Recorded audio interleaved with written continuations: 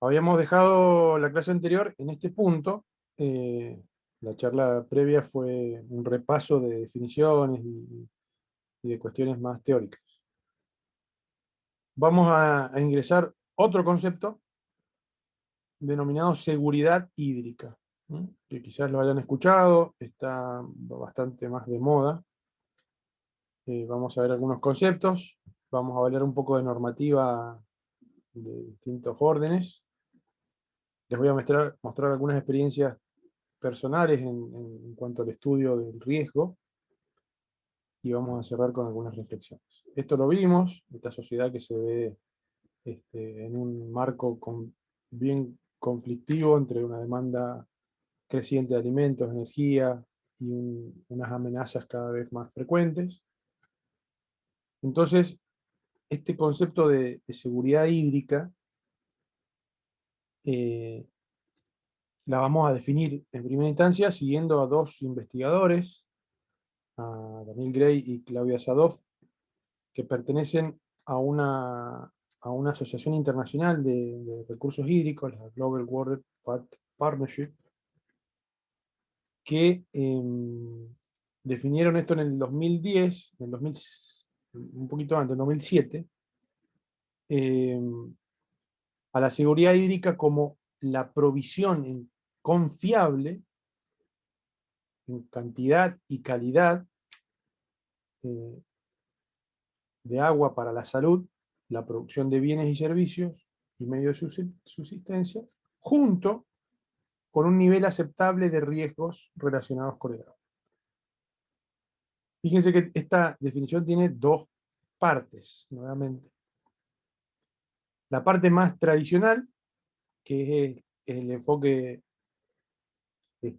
precursor de la gestión del agua, es decir, dotar de agua para satisfacer las necesidades del hombre en cantidad y calidad suficiente, pero tiene una segunda parte, que es la que la vamos a utilizar ahora, que dice con un nivel aceptable de riesgos, ¿no?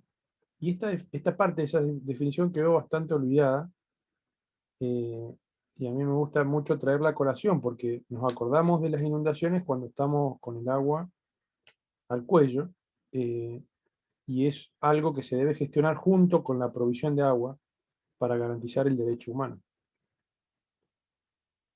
Entonces, la primera parte tiene que ver con esto de la equidad, de la eficiencia, del agua segura, ¿sí? La provisión de saneamiento. Esa parte es muy importante, pero también es la otra parte, ¿no? La parte de gestionar el riesgo. Y la definición es muy clara, habla de un nivel aceptable de riesgo. Entonces aquí hay una cuestión que no muchas comunidades están discutiendo, es quién define el nivel aceptable de riesgo. Eh, y es algo que debe conocer la población y debe participar la comunidad para entender y reducir finalmente el riesgo, ¿no? Yo les dije que el riesgo cero no existe, no existe un riesgo nulo, siempre hay un riesgo. Nosotros, los mendocinos, aceptamos un riesgo sísmico, ¿no? Convivimos con el riesgo. Adán Lavelle decía convivir con el riesgo, porque es justamente eso lo que hace falta. Entenderlo, entender la amenaza, ser menos vulnerable, aceptando este riesgo. Eh, en términos del recurso hídrico, no hay muchas definiciones de qué tan aceptable es una inundación, ¿no? ¿Hasta cuánto, hasta cuánta agua puedo considerar como aceptable? ¿Mm? Es un tema que debe discutirse, debe ponerse a discusión y a investigación de la academia y de las instituciones públicas, ¿no? Y están englobados este segundo enfoque en un concepto más grande, yo lo he denominado gestión integrada de la reducción de riesgos a desastres, ¿no? Existe un marco previo, eh, que data de los años 70, de la Convención de Mar del Plata, en Argentina, que internacionalmente se acepta estos enfoques de gestión, ¿no? De planificación. Y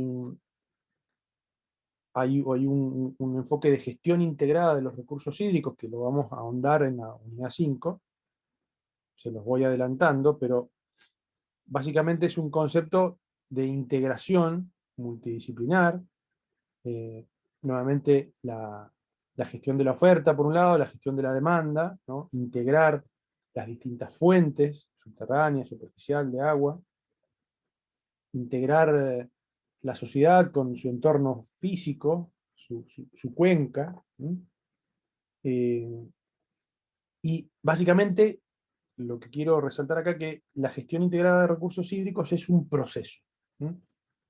Y ha estado un poco bastardeada esta palabrita, esta gestión integrada, porque nunca se llegaba a un lugar, digamos, a buen puerto, porque estaba mal encarado. Justamente la gestión integrada es un proceso, es un camino, es una línea de pensamiento para planificar. Entonces,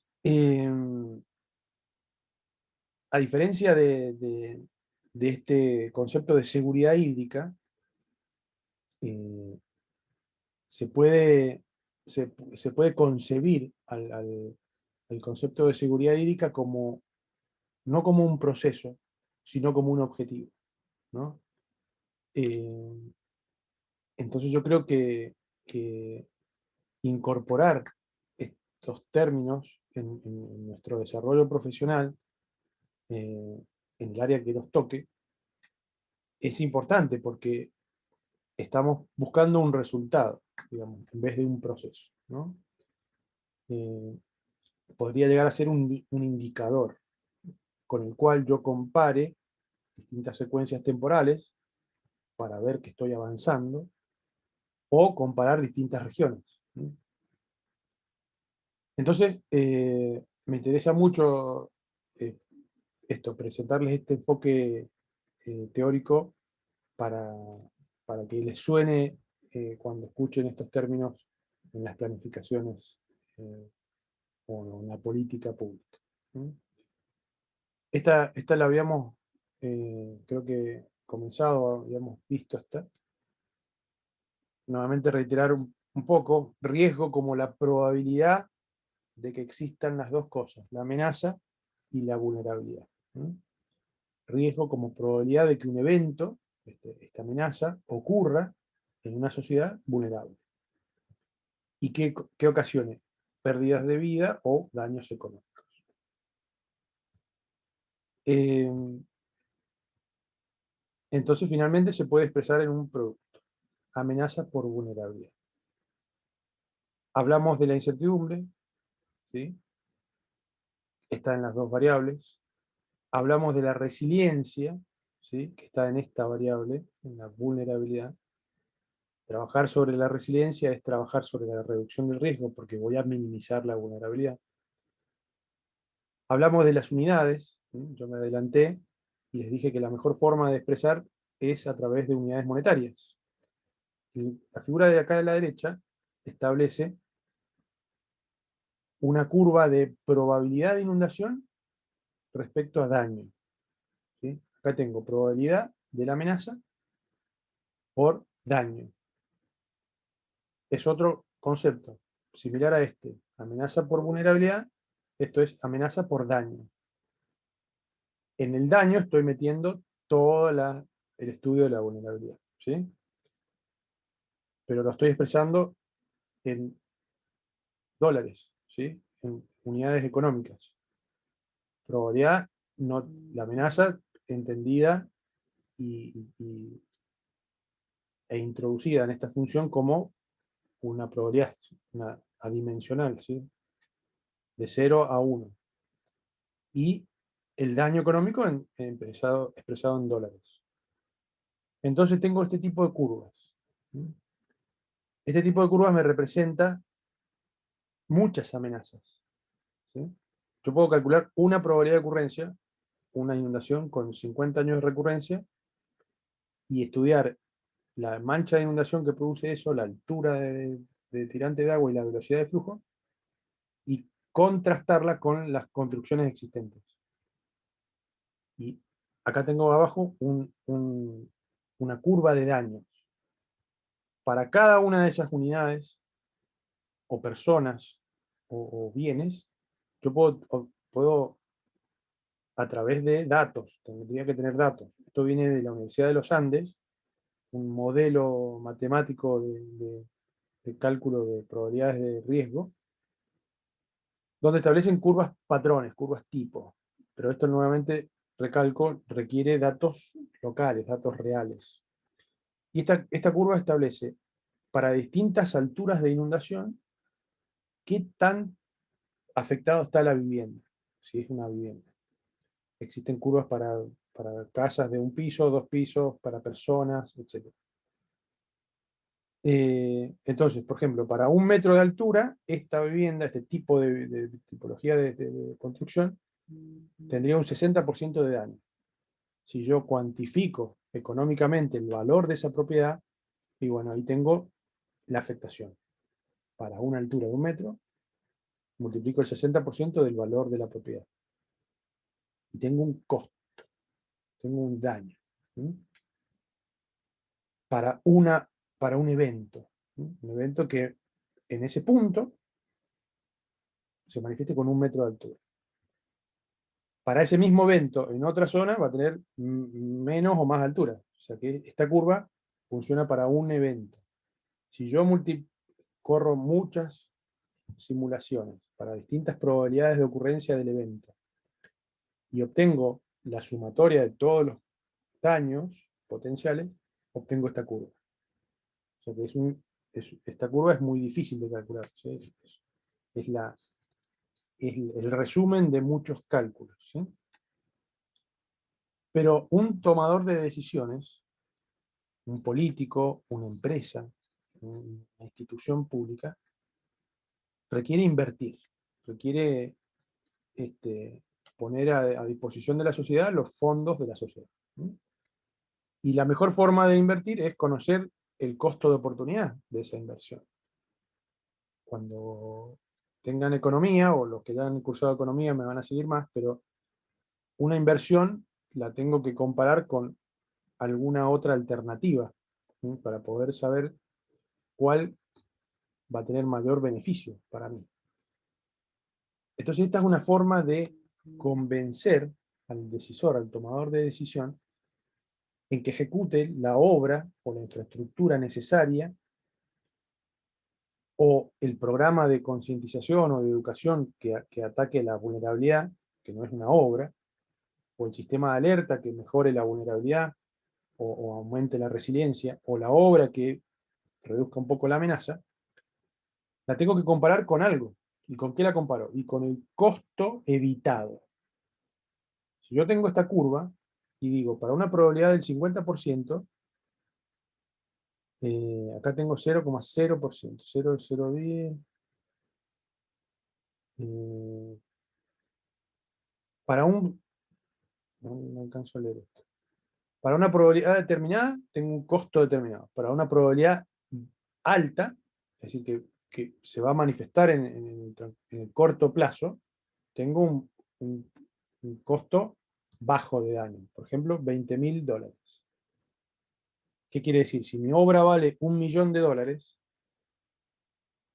y el daño que yo estoy evitando es de $20.000, y no me va a servir mucho. ¿Se entiende? En cambio, si para una recurrencia baja, es decir, una probabilidad de una vez cada 50 años, 0,002, yo obtengo un daño de 100.000 unidades y la obra vale 50.000 unidades, y me va a convenir. Me va a convenir prevenir que recuperar. ¿Se entiende? Entonces, este tipo de curva sirve para eso, para expresar, estos son millones, esto es expresado en millones. Me sirve para comparar una situación sin la solución, sin el proyecto, sin la ejecución, versus los daños que podría evitar con esa ejecución. Y acá tenemos algunos ejemplos de mapeos de riesgos. Esto es en la Municipalidad de San Antonio de Areco, realizado por una investigadora de la Universidad de Buenos Aires, en conjunto con la Municipalidad, me estaría acordando el nombre, la licenciada Bian, donde expresan, fíjense, en unidades, mapa de riesgo hidrometeorológico y vulnerabilidad climática. O sea, estamos hablando de riesgo, amenaza y vulnerabilidad. Acá tengo un río, las zonas rojas son las zonas más propensas, ¿no?, a ser afectadas, y las zonas verdes no tanto. Es un mapa subjetivo, semafórico. Si vemos otro caso, esto es en Córdoba, acá la Universidad Nacional de Córdoba estudió la cuenca del río Ceballos y Saldán a través de un estudio pormenorizado de la amenaza. Entonces, fíjense que vemos la cuenca, la comunidad está acá abajo, en esta escala no se ve. Yo alcanzo a distinguir una muy buena discretización de la amenaza, ¿sí? Y nuevamente la categorización es subjetiva, semafórica, con colores. Acá vamos a ver algunos ejemplos más locales. Esto es un estudio que hicimos en el 2006 desde el Instituto Nacional del Agua para caracterizar las construcciones aledañas al río Blanco antes de entrar al embalse de Potrerillos, ¿no? Está el embalse, el río afluente al embalse, toda esta zona de la Avenida Los Cóndores tiene un riesgo, porque están expuestos ante un desborde del río Blanco. Entonces se caracterizó el río, se estudió el río y sus distintas manchas de inundación, que son estos colores que se ven acá, y finalmente caímos también en un riesgo semafórico, multiplicando la vulnerabilidad a través de la exposición. Es decir, eh, estos recuadritos amarillos son las construcciones, ¿sí? Ahí se ven las construcciones. Las manchas, esta es la línea de Rivera para 5 años de recurrencia, y para distintas recurrencias ahí se presentan desbordes. Y finalmente se categoriza en rojo, amarillo y verde en función de esta multiplicación de amenaza por vulnerabilidad. A medida que fuimos, digamos, interpretando mejor el concepto, fuimos mejorando el enfoque, salir de un enfoque cualitativo para pasar a un enfoque cuantitativo, que es lo que más nos interesa a los ingenieros, tratar de modelar numéricamente la mayor cantidad de procesos físicos.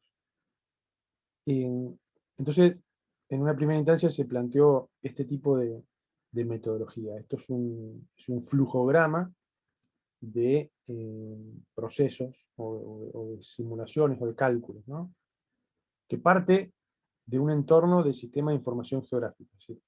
A través de un SIG procesamos la topografía, que es el insumo principal para entender un flujo. La hidráulica de una zona la voy a entender a través del análisis de las pendientes, y de las formas, ¿no?, a través de un modelo digital de elevaciones, ¿no?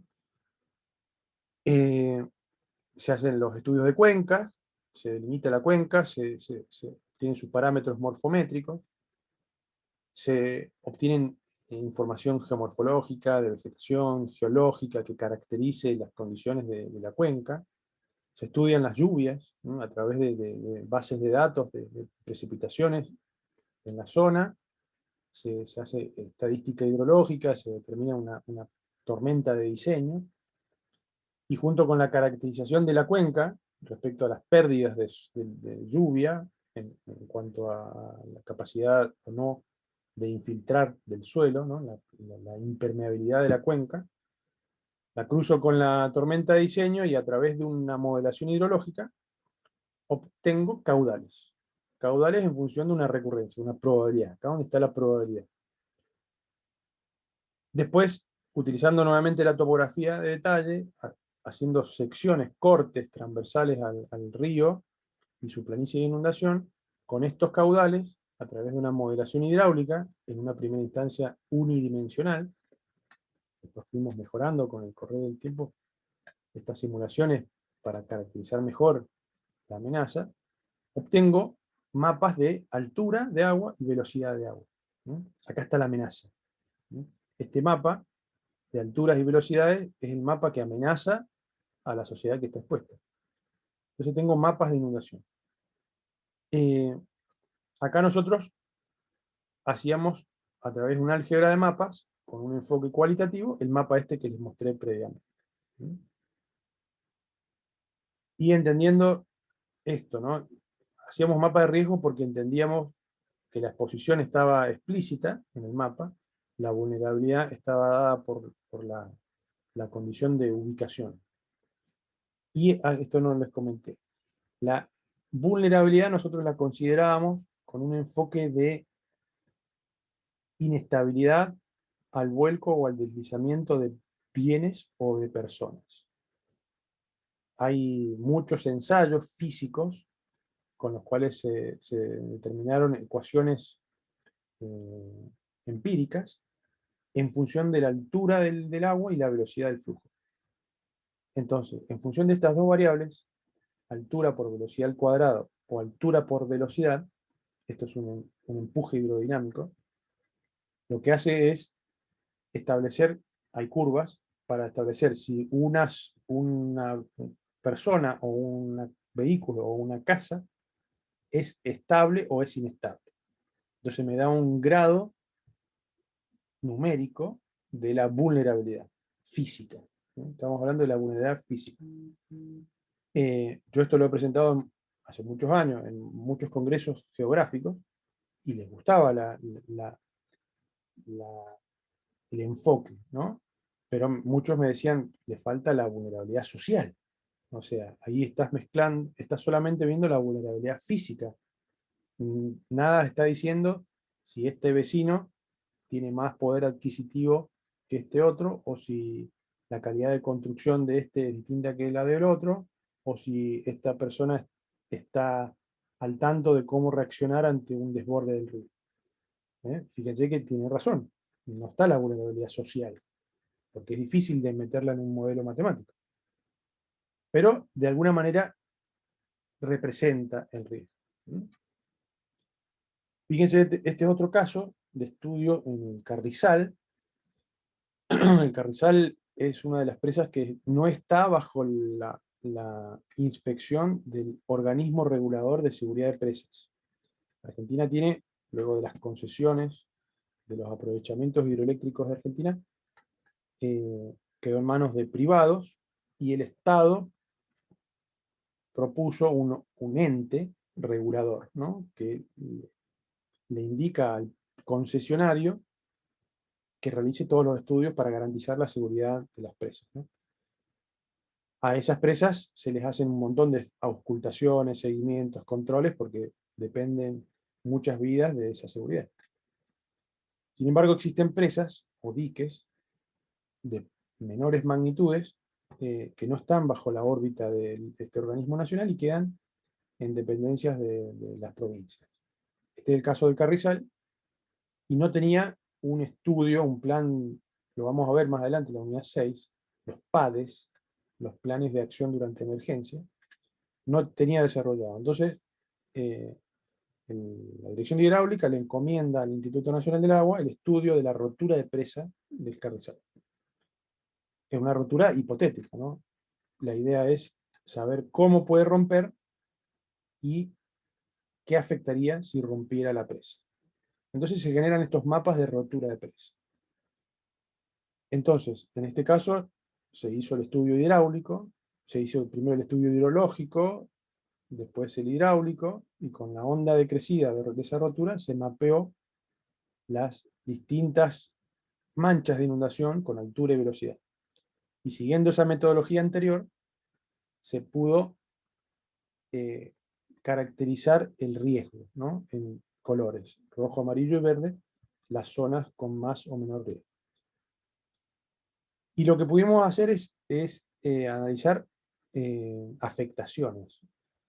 Entonces, esta curva, por ejemplo, está diciendo para distintos caudales del río, cuánta superficie va a afectar, ¿no? Para un caudal de 1000 metros cúbicos por segundo va a afectar 10.000 hectáreas. Y eso me da una idea de cómo se va a manifestar esa amenaza ante esa población. Entonces me puede dar una idea de la magnitud del riesgo o, o me puede servir para cuantificar daños potenciales y poder lograr convolucionar esa curva de probabilidad de ocurrencia de la amenaza versus daño, ¿no? Acá vemos respecto a la cantidad de personas, por ejemplo, afectadas. Y yo puedo encontrar, ven, relaciones empíricas que me establezcan funciones entre el caudal y la cantidad de gente afectada, ¿no? ¿Qué más? Este esquema ya tuvo un poco más de complejidad, partiendo de una topografía, se construye un modelo de elevaciones, se hace el modelo geométrico, se hace un modelo hidráulico de rotura de presas, se analiza la brecha, la forma de cómo va a romper, o cómo podría romper. Y a través de un sistema de información geográfica se obtiene el mapeo de las planicies de inundación en altura y velocidad de esa amenaza. Por otro lado, si yo analizo las bases de datos de los censos de población y vivienda, puedo a nivel de radio censal obtener caracterizaciones, cantidad de gente, cantidad de niños, cantidad de, de necesidades básicas insatisfechas, varias variables sociodemográficas, ¿no? Que las puedo espacializar. Todos estos son mapas, ¿sí? Muchos de estos procesos son mapas. Fíjense que yo elijo un tamaño mínimo. Acá importa, acá la geografía está en todos lados, porque imagínense que yo tengo que estudiar toda la cuenca del Tunuyán para obtener una crecida que ingrese al embalse. Entonces la escala ahí es 1 en 100.000, 1 en 200.000. Pero una vez pasado el embalse y obtenido la onda de crecida, yo tengo que caracterizar con un nivel de detalle que me alcance para el objetivo que fue perseguido el estudio. Entonces la definición de la escala es fundamental. Yo les mostré mapas regionales, provinciales y nacionales, donde la agregación de ese mapa perjudica, digamos, la labor porque me da una idea somera, pero no me brinda una realidad más local, ¿se entiende? Entonces, fíjense que este estudio lo hicimos a 10 metros de resolución, que para toda la cuenca y todo el tramo que se analizó era muy denso. Con este mapa, con esta información del censo poblacional, pudimos obtener esas curvas de afectación y esos mapas de vulnerabilidad física a través del empuje hidrodinámico, de la condición de estabilidad o no al vuelco o al deslizamiento. Y se generó este mapa de riesgo que les mostré anteriormente. Procesado este mapa, obtenemos la evaluación del riesgo, que son esas curvas de afectación que yo les comenté, que son estas de aquí, ¿no?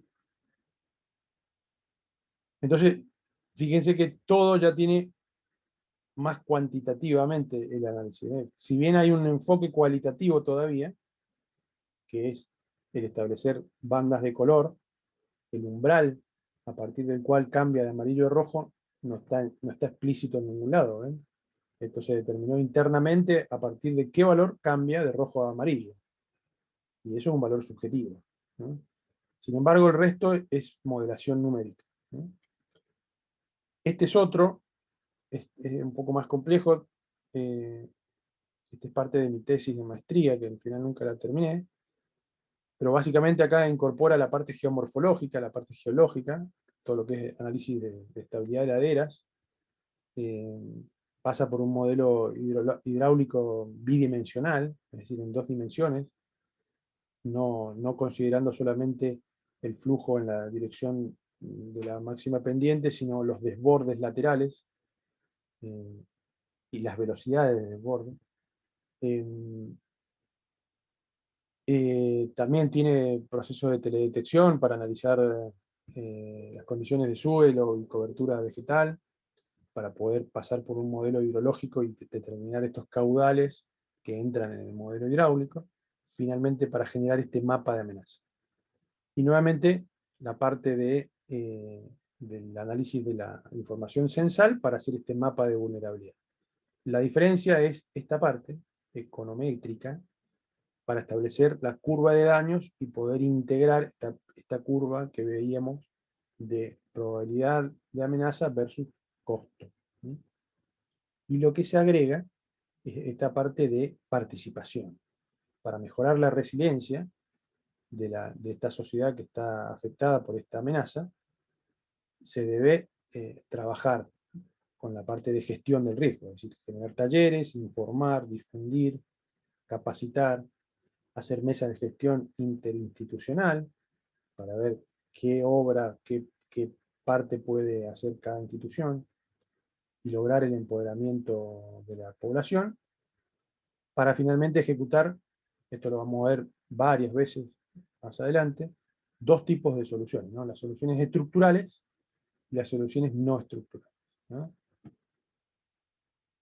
Bien, les voy a mostrar, voy a hacer una breve pausa.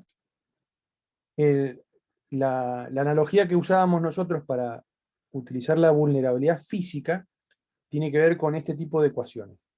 Fíjense, analizando qué es la parte vulnerable, personas, vehículos o edificios. Entonces producíamos mapas de riesgo de inundación a personas, a vehículos y a edificios. 3 tipos de mapas. Y fíjense, para personas, un empuje hidrodinámico multiplicando la altura del agua por la velocidad al cuadrado que sea menor que 1,23 metros cúbicos por segundo al cuadrado, y, son 2 condiciones, que la multiplicación del empuje hidrodinámico, altura por velocidad, sea menor que 1 metro cuadrado por segundo, si se dan esas 2 condiciones, esta persona es estable, no se va a caer, no se va a deslizar, no se va... Entonces decimos que es acá donde viene la parte de utilizar un indicador. Yo utilizo una ecuación empírica, física, que me dice que a partir de un empuje hidrodinámico una persona media se cae o no se cae. ¿Es o no es vulnerable? Yo le puedo poner un 0 o un 1 y lo hago binario a la multiplicación. En este caso se eligió un valor logarítmico. Un 1 para si es estable, un 10 si es inestable o vulnerable. Entonces cuando se multiplique, los vulnerables se van a separar de los, de los inestables. ¿Sí? Y esas curvas, estas ecuaciones, si yo las grafico en una curva, son de este tipo. Fíjense, acá tenemos distintos investigadores y distintas curvas. Este es un análisis de criterio para adultos, porque hay curvas para niños, para ancianos, para autos, para casas, qué sé yo. Esto me está indicando, por ejemplo, la curva de Milanesi, un investigador italiano que dice que para una profundidad de 1,30 m y una velocidad de 0,5, menor de 1,30 y menor de 0,5 es estable. Todo lo que está debajo de la curva es estable, todo lo que está fuera de la curva es inestable. Entonces, acá donde se dan estas inecuaciones. La curva esta es el producto de I por B o I por B al cuadrado, me da esta curva de esta forma, entonces la representación de estas inecuaciones, ¿sí? O de estos polinomios extraños, estaría acá. ¿Sí? Acá hay otra parecida.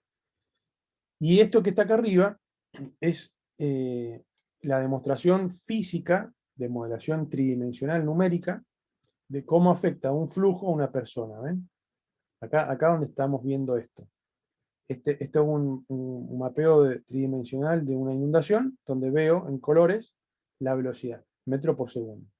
Acá yo tengo, al colisionar contra la persona, se genera un vórtice, se genera un remanso, se acelera, se generan flujos ahí, vórtices. Esta es la presión hidrodinámica. A través del análisis y del estudio numérico de esto se construyen estas curvas. Fíjense este otro estudio. Se utilizan valores de Freud. Este investigador, Mariano Re, un investigador del INA, en Buenos Aires, estudió usó un indicador que lo denominó parámetro de movilidad, que tiene que ver con esto de inestabilidad o estable o inestable, ¿no? Nosotros usamos algo más sencillo, está relacionado con esto es un poco más fino, ¿no? Y acá muestra, por ejemplo, un sondeo, una vez que él hizo el cálculo, en una localidad en Buenos Aires, tomó los valores de distintos puntos del mapa para ver dónde caían, digamos, ¿no? Entonces, por ejemplo, este punto, si yo ubicara este punto en el mapa y lo comparara con distintas ecuaciones empíricas, algunos me dirían que es inestable. Por ejemplo, la ecuación de Arrighi, para este punto diría que esa persona se cae. Pero para la ecuación de Cia, un chino, o del italiano, me dice que eso está dentro de la estabilidad. Entonces ahí está la incertidumbre también. Utilizando modelos físicos o numéricos de alta performance, igual existen grandes incertidumbres, ¿no? Eso es lo que quería señalar. Esto, lo último, y vuelvo al anterior. Acá tengo una curva esta es inversa, el otro lo veíamos como probabilidad de ocurrencia, esta es tiempo de retorno. El tiempo de retorno versus el daño. Si yo logro convolucionar esta curva, tengo una muy buena herramienta para poder decidir si hago o no las inversiones en las soluciones estructurales o no estructurales para evitar un potencial daño ya cuantificado, ¿no? Acá hay algunas bibliografías de referencia que van a estar en el aula. Con esto cierro, es una metodología para evaluar análisis de daños de roturas de presas. Es una metodología por el Bureau of Reclamation de los Estados Unidos que establece, es al revés que esta otra, acá en las abscisas pone daño o, en este caso, pérdidas de vida, ¿no? Una escala logarítmica de 1 a 10.000, pérdidas de vidas humanas, y acá la probabilidad de ocurrencia del evento, de la amenaza, ¿sí? Fíjense que son órdenes de magnitud de 10 a la menos 5, 10 a la menos 4. Sería como establecer acá una recurrencia de 1 en 1000, 1 en 10.000, ¿sí? O sea, esta parte de la curva está mucho más acá de esta otra. Y establece estos límites, ¿no? Acá hay ya un antecedente de muchos años de estudio. En Europa también se están siguiendo estas metodologías para establecer criterios o umbrales a partir del cual entender que una presa tiene cierto grado de riesgo o no. Por ejemplo, estar dentro de esta curva, dentro de estas líneas, de este lado, es que tiene mayor seguridad la presa, ¿no? Esto se hace en estudios de seguridad de presa, en donde yo establezco que, y acá donde está la pregunta de Lourdes, es decir, cuál es el riesgo aceptable. Fíjense que cuando hablamos de seguridad de presas, el riesgo aceptable es la cantidad de personas que van a morir. Entonces es un tema bastante crítico como para ponerlo a discusión, digamos, muy sensible el tema. Pero por ejemplo, yo puedo aceptar un nivel de seguridad bueno, decir que para una presa determinada van a existir 10 personas que se van a morir con una probabilidad de recurrencia de 1 en 1.000.000. 10 a la menos 6. Entonces, tengo una probabilidad bajísima, 1 por 10 a la menos 6, pero acepto que si pasa eso y mueren 10, esa presa es segura. Entonces, yo acá indirectamente estoy diciendo cuál es la condición de aceptabilidad del riesgo, ¿no? Y para una probabilidad de 1 en 10.000, 10, fíjense que está casi en el límite, 10 personas muertas, ¿no? Si se mueren 100 personas, para una probabilidad de 1 en 1.000, esa presa está en condiciones de inseguridad, ¿no? Bien, vamos a volver, esta es la misma, pero voy a seguir del otro lado. Bien, les voy entonces a mostrar un ejemplo aplicado acá en Mendoza, un pedido de la Agencia Provincial de Ordenamiento Territorial y la Secretaría de Ambiente al Instituto Nacional del Agua para estudiar en primera instancia la amenaza aluvional en el pedemonte del área metropolitana de Mendoza. ¿La problemática cuál es? El avance urbano, ¿no? Acá está la frontera, la ruta 82, la Panamericana, el corredor del oeste, por aquí, y está avanzando la sociedad, los barrios, hacia el pedemonte.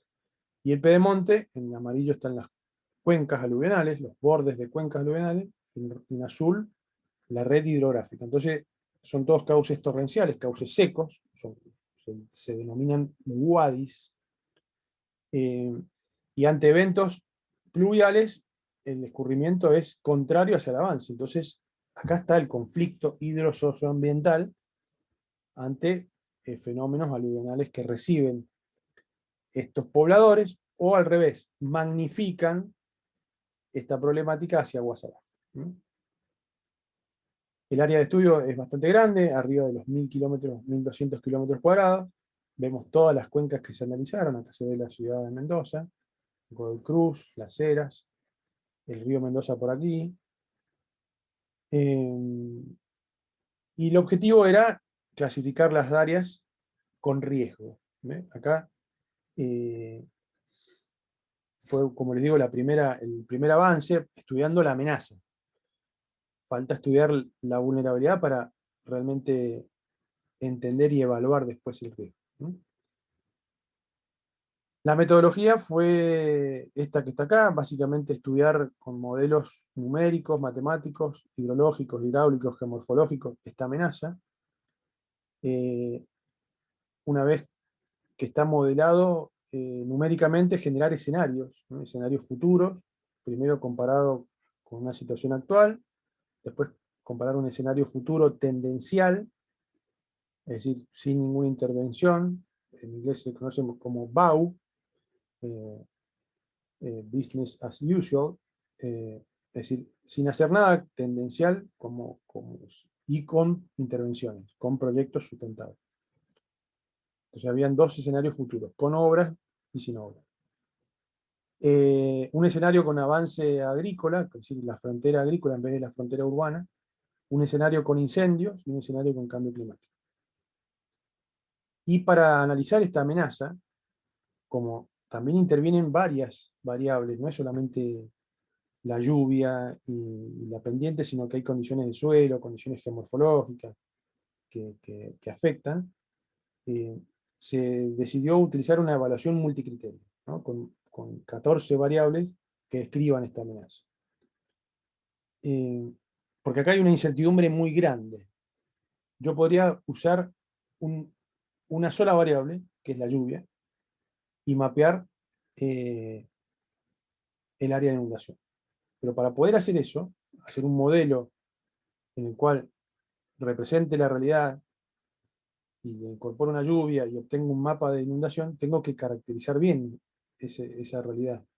y es difícil.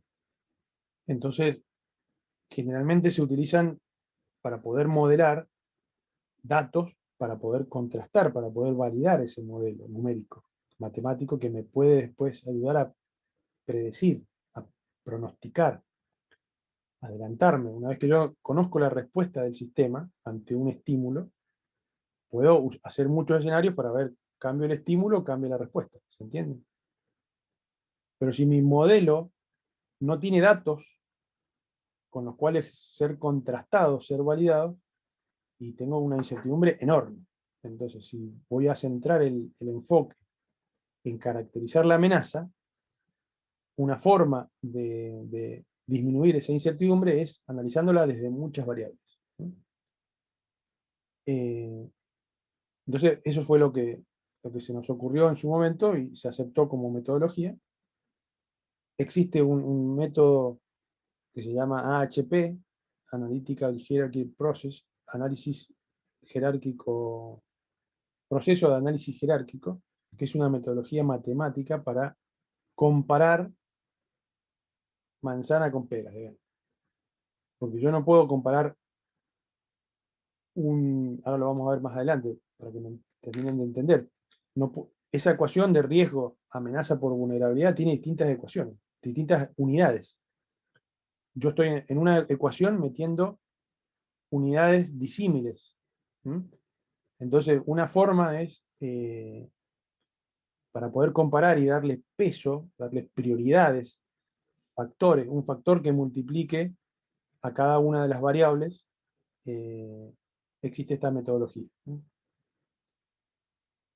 Y finalmente, proponer alguna solución estructural o no estructural.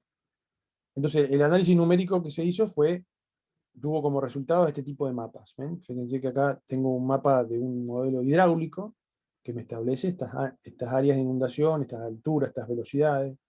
El modelo hidrológico me establece un hidrograma, ante una lluvia determinada, me da un hidrograma en una condición determinada. Puedo comparar el impacto que tendría un avance urbano. Este es, por ejemplo, el dique Papagayo, la Favorita, y este es el antiguo autódromo. Bueno, ¿qué pasa si la Favorita se replica todo acá? Y me ocupa todo el autódromo. Y bueno, este hidrograma se va a hacer más alto, va a tener un impacto. Bueno, y eso después agua abajo, ¿cómo va a incidir? Y bueno, va a aumentar el área de inundación. Bueno, todas esas cosas se analizaron. Este es un mapa de un modelo de flujo bifásico, es decir, sedimentos y agua, que establece zonas de probabilidades de flujo. Mientras más rojo, más probable es que el flujo vaya por ahí, digamos. Y me muestra abanicos aluvionales. Acá tenemos un mapa, unas curvas. Esto ya es evaluando las condiciones hidrológicas, una relación entre lluvia y caudal, por ejemplo, cómo responde cada cuenca. Entonces, si yo tengo ya una relación funcional, puedo utilizar la relación funcional y no correr el modelo matemático, ¿se entiende? Pues ya estoy diciendo, mi sistema ingresa tal precipitación y sale tal caudal. Acá vemos el análisis multiscenario, vemos distintas, bueno, esto es lo que les digo, los del impacto. Fíjense, acá tengo un escenario actual, este hidrograma, para una determinada cuenca. La cuenca 22, que es esta, tiene para un evento de 5 años de recurrencia, una lluvia de 5 años chica, un caudal. Esto es un caudal, fíjense, nuevamente no hay unidades, es un caudal adimensionalizado.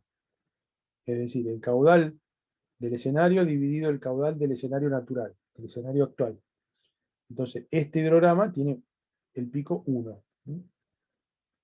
Y yo lo comparo con un avance urbano tradicional. Si yo replico el modelo tradicional más vulnerable, eh, hecho con calles en la dirección de máxima pendiente, con formas de damero, sin sistema de drenaje pluvial, etcétera, etcétera, y voy a empeorar las condiciones, voy a ser más vulnerable ante esa amenaza, ante la misma amenaza, que es una tormenta de 5 años.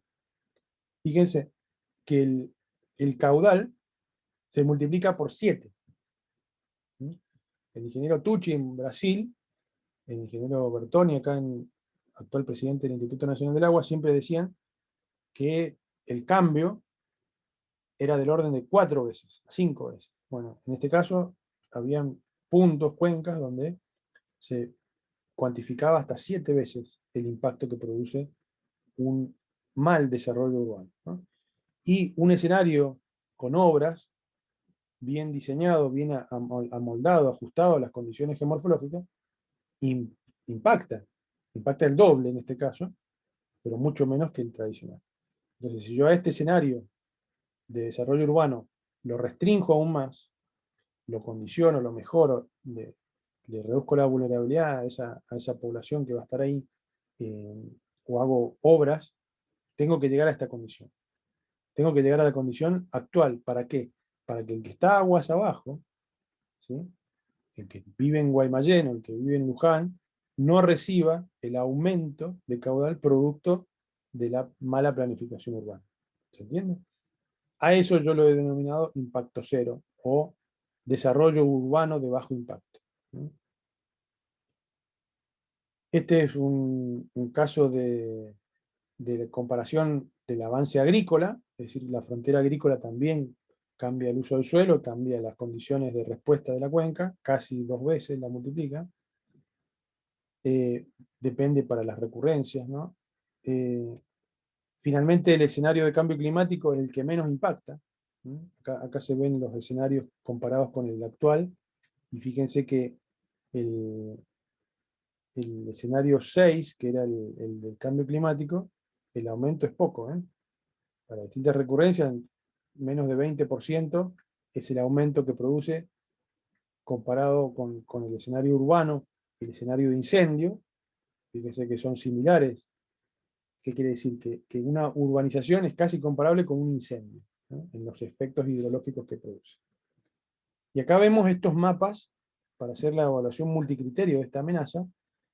Se usó, por ejemplo, condiciones geomorfométricas, es decir, caracterizar la forma de, ya terminamos un ratito, de la cuenca. Entonces, el área de la cuenca determina un área mayor, va a producir una amenaza mayor, ¿no? Una diferencia de altura mayor va a hacer que la velocidad sea mayor, entonces va a ser más grande la amenaza. Entonces, cada uno de estos subvariables contribuyen de una determinada manera a caracterizar la amenaza. ¿Se entiende? La longitud del cauce, la distancia al cauce. Si yo estoy más cerca, esto tiene que ver con la exposición, si estoy más cerca del cauce, voy a estar más vulnerable. La pendiente, este es un mapa de pendientes, también, a mayor pendiente, mayor amenaza. Estos son dos indicadores más geológicos, perdón, estos son hidromorfométricos. Este es un indicador, se llama índice topográfico de humedad, da una idea de la relación entre pendiente y área de aporte. También me da una caracterización de zonas con mayor presencia o no de agua. Y este es una mezcla de un indicador de potencia de cauce, que también relaciona la pendiente del cauce o de la zona respecto al área de drenaje que tiene acumulada. Factores hidrológicos, como por ejemplo los tiempos de respuesta de la cuenca, caracterizados a través de una curva que se llama isocrona. Estas curvas son los tiempos de viaje. La isocrona es la curva de igual tiempo de tránsito. ¿Qué quiere decir? Este punto entre amarillo y verde tiene una hora, entre 1 hora y 25 de tiempo de ir de este punto a la salida de la cuenca. ¿Se entiende? Mientras más lejos, más tarda.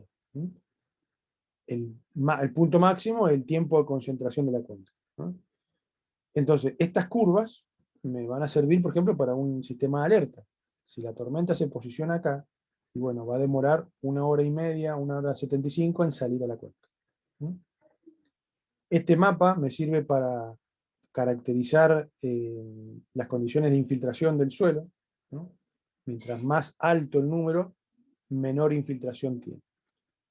Finalmente, factores geológicos como el índice de estabilidad de laderas, Stability Index, este es un análisis geotécnico, no tanto geológico, que analiza por método de talud infinito, lo van a ver en geotecnia, qué tan, eh, qué tan estable es una ladera. Entonces fíjense que la parte más roja es la más inestable, que es la que va a producir la fuente de sedimento que se puede propagar. Este otro mapa es un mapa de erosión de suelo, una metodología de un investigador croata denominado Gavrilovic, que establece la pérdida de suelo, cuánto material está en juego ante un evento pluvial, expresado en toneladas por hectárea por año. Este es un mapa de carcavamiento, utilizando índices también topohidrológicos, me dice dónde, en qué parte de la cuenca existen posibilidades de que se produzcan cárcavas. Este ya es la parte más hidráulica. Este es un mapa de flujo bifásico, es decir, sedimento y agua. Me establece líneas de flujo. Y este es el mapa típico, ya vamos a ver más detalles, acá se ve todo manchado de celeste, pero son áreas de inundación. Entonces, todos estos factores, fíjense que acá están dispuestos uno arriba del otro, van a entrar en esta multiplicación, variable 1 por peso 1, variable 2 por peso 2, variable 3 por peso 3. Cada una de estas variables es uno de estos mapas. Y los pesos se obtienen por la metodología de análisis jerárquico para decir qué peso tiene la probabilidad de flujo, más que el peso del CN. Bueno, hay una metodología participativa para establecer estos pesos y se obtiene un valor, un número, de 0 a 1, porque todas estas variables eran normalizadas, y obtengo este histograma de frecuencias, de valores de este mapa final, que es la convolución de todo esto. Si yo este mapa, que tiene valores, ¿no?, en una unidad mínima de píxel, que es producto de multiplicar cada píxel en vertical de cada una de estas variables por el peso, me va a dar un rango de variables, que es este histograma que vemos acá, de 0 a 1. Y si yo divido ese rango de 0 a 1 en fajas, voy a obtener el indicador de riesgo. En este caso, perdón, no de riesgo, de amenaza. Estoy caracterizando acá solamente la amenaza. Y voy a obtener este tipo de mapas. ¿Ven? Esto es lo que se le presentó a la provincia. Básicamente es una zonificación, las zonas rojas, las zonas naranjas, de áreas con amenazas muy altas, altas, medias o bajas. Esto se discutió, se puso a consenso. Fíjense que acá hay cuatro clases, cuando acá en una primera instancia habían 3. Fíjense que este mapa tiene 3 colores solamente: baja, media, media alta, alta muy alta. Fíjense que acá también está el texto es ambiguo, ¿ven? Porque baja, media, media alta, proviene de distribuir el histograma de frecuencia del resultado en 3 valores, en 3 rangos, o en 4. Acá donde está lo subjetivo y lo que se hace por consenso para graficar finalmente este mapa.